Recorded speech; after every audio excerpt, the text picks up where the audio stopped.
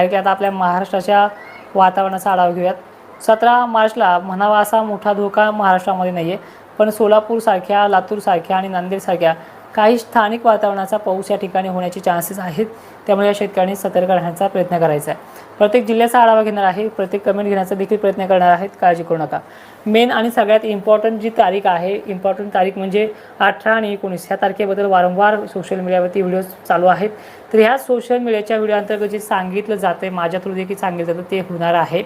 लातूर, नांदेड परिसर, पुणे, परभणी, जालना जिल्हा, तसेच जे काही सोलापूर, धाराशिव, बीड पट्ट्या आहेत आणि विशेषतः वरती जर आपण पाहिलं तर अहिल्यानगरमध्ये काही ठिकाणी आणि छत्रपती संभाजीनगर, बुलढाण्यात, अकोल्यामध्ये, अहिल्यानगरमध्ये, कोल्हापूरमध्ये, सांगलीमध्ये याच दिवशी वातावरण हे ॲक्टिव्ह होणार आहे 18 तारखेला.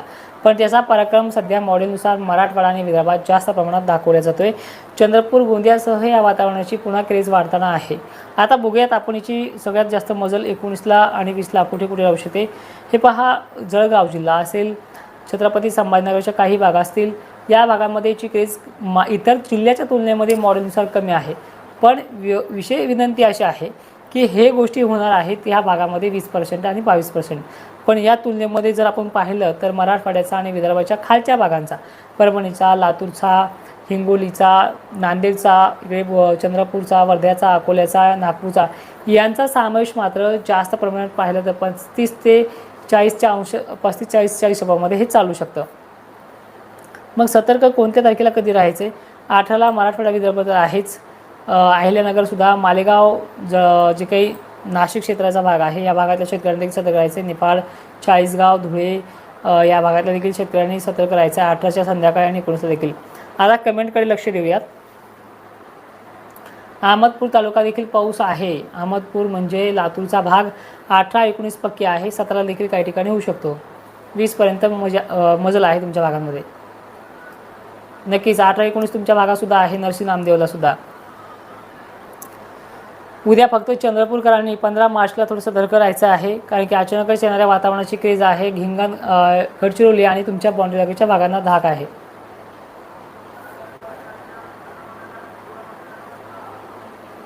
साहेब, तुमच्या व्हिडिओमुळे भरपूर नुकसान होते. तुम्ही चांगल्यासाठी व्हिडिओ बनवताय, पण काही लोक याचा फायदा घेत आहे. मित्रा, काय करावं आणि काय नाही, मला तर वाटतं ह्या गोष्टीतून बाहेरच पडायचं आहे. काहीतरी एखादा व्यवसाय निवडून शांत बसू वाटायला लागले. कारण की हे बघा, शेताच्या अंगावरून अजूनही अंगावरचा जो बुरा आहे, अंगावरचा घामाचा बुरा, तुम्ही मला तरी थोडं बोलूच द्या. त्या घामाचा बुरा अजूनही गेला नाही. दिसतंय तुम्हाला हेच कपडे घातलेत मळके अजूनसुद्धा व्हिडिओमध्ये, यूट्यूबमध्ये सुद्धा. एवढं काही याच्यामध्ये मिळत नाही आहे. पण अशी विनंती आहे की तुम्हाला काहीतरी देणं लागतं आणि गॅरंटी देणं लागतं, यासाठी प्रयत्न करतो आहे.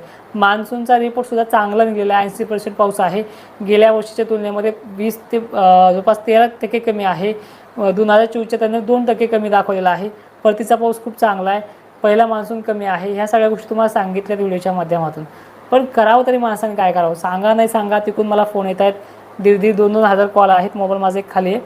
तर ह्या गोष्टी सांगणं गरजेचं आहे. मला काही कमेंट घ्यायचे घेऊ द्या. गारपिटीबद्दल मी सांगली जिल्हा असेल, नाशिक असेल, कोल्हापूर असेल, इथे मी सांगू शकत नाही. हिंमत नाही माझी द्राक्ष उत्पादकांच्या विरोधात अंदाज द्यायची. मी खालच्या भागाबद्दल व्यवस्थित सांगू शकतो. अकोला, बार्शी टाकले देखील पाऊस आहे. गारपिटीची शक्यता वाढते. तेवढ्या टक्केवारीनुसार नाही, पण वातावरण खराब आहे. अकोला जिल्हा. बस एक स्वप्न आहे, यूट्यूबचं जे काही 1 लाख सबस्क्रायबर पूर्ण करायचं ते देखील होणार आहे काही दिवसामध्ये. 6,000च बाकी फक्त, ते देखील होईल. शिर्डीला देखील वातावरण खराब आहे 18ला. जाफराबाद तालुक्यात देखील 18 काही ठिकाणी तर 19 काही ठिकाणी आहे. तुम्हाला दक्षिण भागाकडनं वातावरण होणार आहे. माळशिरसला गारपीट होईल असा अंदाज दिलेला नाही आहे, पण तशी परिस्थिती तुमच्या भागात होऊ शकते. तशी 18 आणि 19ला 2 दिवस.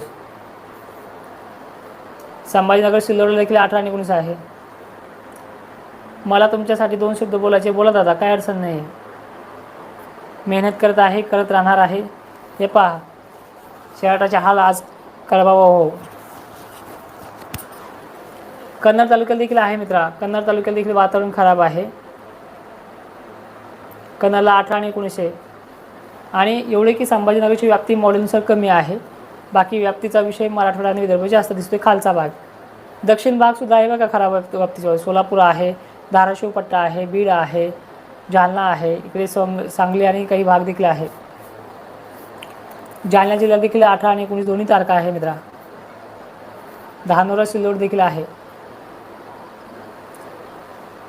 तुमच्या मनात काय आहे ते बिंदास बोलू शकता. चुकलं तर निगेटिव्ह कमेंट देखील करू शकता, पण तारखा पूर्ण होऊ द्या.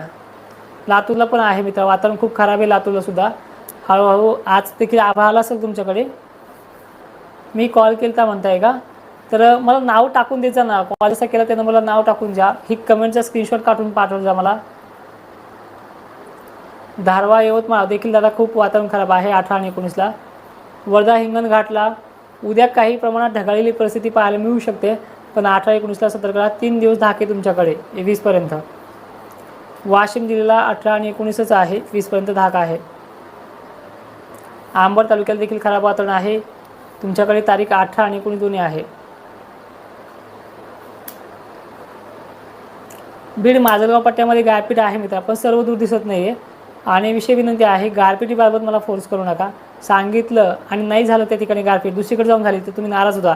गारपीटचा परिसर माजलगाव देखील आहे, परळी देखील आहे, पण काही ठिकाणी कमी, काही ठिकाणी जास्त. ट्रॅक चेंज होत असं गारपीटचे. ठीक आहे. मानवतला देखील खराब वातावरणाची परिस्थिती आहे. वादळ वारं आहे आपल्या भागाने. एप्रिल महिन्यातला पहिला आठवडा देखील खराब आहे. 28 मार्चपासून पुन्हा एकदा वातावरण बिघडणार आहे. एप्रिलमध्ये जाऊ शकतं.